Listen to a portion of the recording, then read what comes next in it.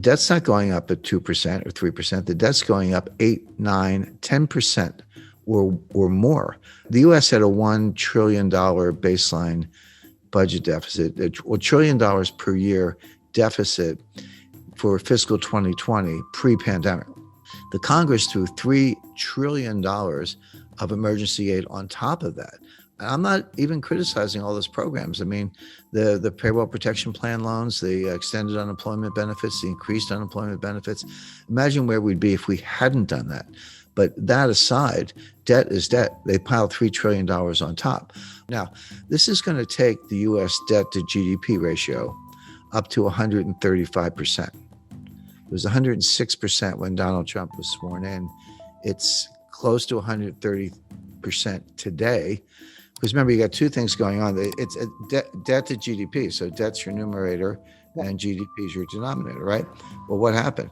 Well, the denominator shrank. This got smaller and this got bigger. So what happens to the ratio? It blows up. So now it's 135%. If you get the laws of economics right, which is not easy because most economists don't, but if you get them right, it's really a reflection of human nature. I mean, what is an economy other than all the people in the economy starting businesses, buying, selling, traveling, providing goods and services, et cetera. So human nature doesn't change, or at least it hasn't changed much in the last 100,000 years. So the fundamental laws of economics don't change either, but circumstances change, facts change, and that's important. Now, to answer your question, Kerry, you're right. There is a school of thought, a growing one, an influential one, that the debt doesn't matter. It's like, well, wait a second. So what? So the debt to GDP ratio went to 135%, which it did. Who cares? Well, what's wrong with it? 180%. We got issues. We got problems. Print up the money and monetize the debt and spend it and keep going. What is the problem? This comes under the banner of something called modern monetary theory, MMT.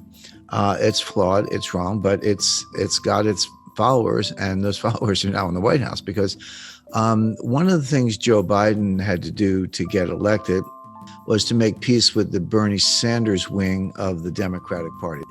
They take the view that if the Treasury didn't spend the money, how would anybody make any money? That's ridiculous, but that's what they say. They say, hey, when the Treasury spends money, what do? Well, they build aircraft. They have benefit programs. They have government contracts. They do whatever they do.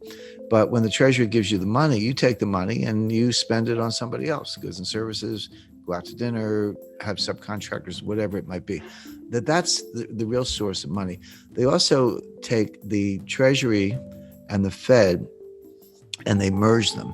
Now, that's not legally the case. The Treasury and the Fed are separate institutions.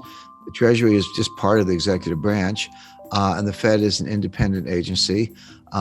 And the Federal Reserve banks are actually privately owned. That a lot of people know. Some people know that, some people don't. But the Federal Reserve banks are privately owned by banks in the districts, so Citibank, Bank of America, et cetera.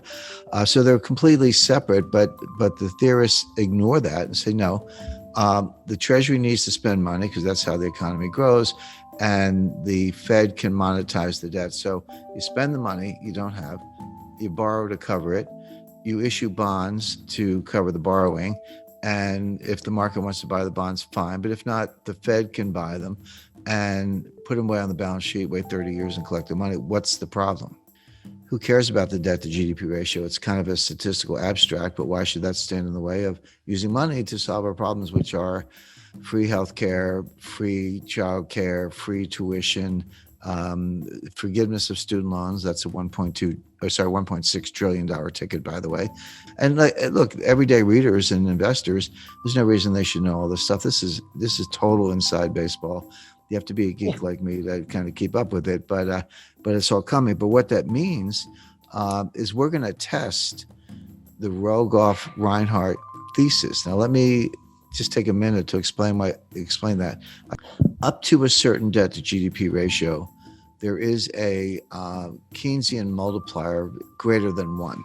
So the classic example is the UK was in a depression before the rest of the world. They have been hit pretty hard before the Wall Street crash. People aren't spending, they're saving. It's the liquidity trap. So if you get money, you pay down debt. When you don't have any debt, you put it in the bank. Whatever you do, you don't spend it. You hoard cash. Or people were buying gold. They were accused of hoarding gold, et cetera. But what they weren't doing was spending. And there was a lack of aggregate demand, and the banks were not lending. So so Keynes said, well, if everyday people won't do it, the government must. The government can borrow, the government can spend. And what they discovered was that if you borrow $1 and spend $1, you can get $1.50 of GDP. Now, there's a separate debate as to whether that's actually incremental or whether you're just pulling growth forward. But so what? Even if you are pulling growth forward, maybe that's what you need to do when you're in a liquidity trap. But there's a problem. He called it the general theory of employment, interest, and money.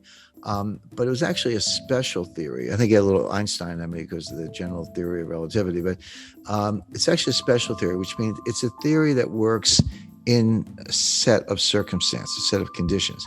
The conditions where it works are you're either in a recession or just coming out of one.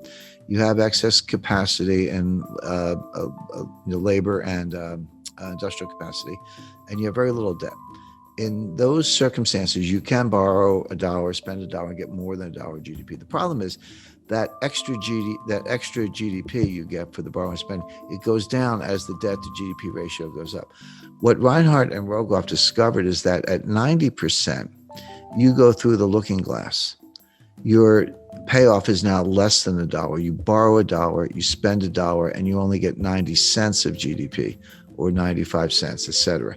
So now, not only are you not getting your dollar's worth for the borrowed dollar or something more, which you did at lower levels, you're getting less than $1. So now what's happening? You're borrowing $1, you're spending $1, you're not getting $1 of GDP, but you are getting $1 of debt, which means your debt to GDP ratio is going up and the 90% is getting worse. And I just mentioned the United States is at 135%.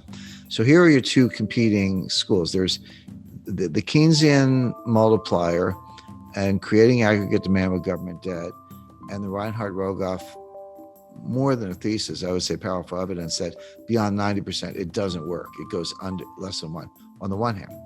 And my friend Stephanie Kelton and Bernie Sanders and Kamala Harris and the modern monetary theorists who say, no, it's all good. How could you get growth if you didn't spend money through the government? These theories don't agree at all. We're going to find out which ones work. I'll give away the answer, which is that Reinhardt and Rogoff have it right. Keynes had it right up to a point. Reinhardt and Rogoff discovered that critical threshold, that whether you want to call it tipping point or phase transition, or which physicists call it or whatever.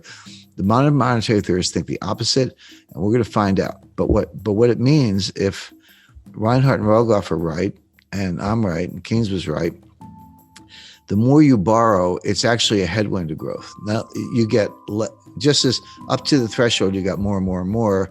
Oh, sorry, at a low level, you got more, but then it went down. But it's like any diminishing marginal return. You know, the curve starts very steeply, you get a lot of payoff, then it flattens out, then it goes down, but it's still positive. But at some point, it goes below the zero line and your marginal return is negative. And that's where we are.